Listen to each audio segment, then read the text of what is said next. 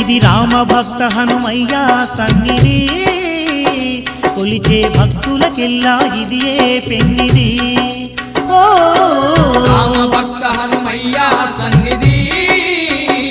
కొలిచే భక్తులకెల్లా ఇదియే పెన్నిది పవిత్రమైన క్షేత్రం ఆ పవన కుమారుని నిలయం